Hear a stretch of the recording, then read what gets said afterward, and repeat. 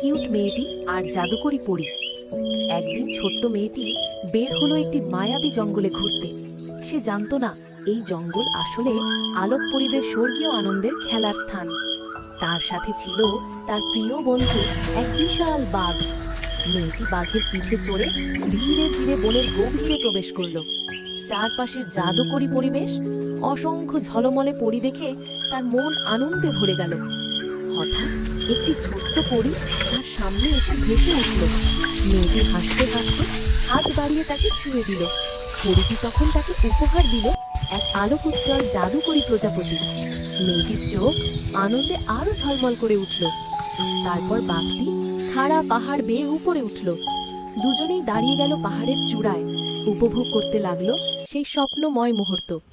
মেয়েটি হঠাৎ দাঁড়িয়ে হাসতে লাগলো। এমন আরো সুন্দর সুন্দর চারপাশ নতুন ভরে ভিডিও গেল পেতে হাসির এই ঝিলিক চ্যানেলটি আর লাইক এবং পরীর সাবস্ক্রাইব আলোতে। করে দাও। এক হ্যাঁ, অপূর্ব কারণ জাদুকরি জমিদার বাড়ি মুহূর্ত 1 এই যা চ্যানেলটি থেকে যায় সবসময় সবার জন্য চিরকাল।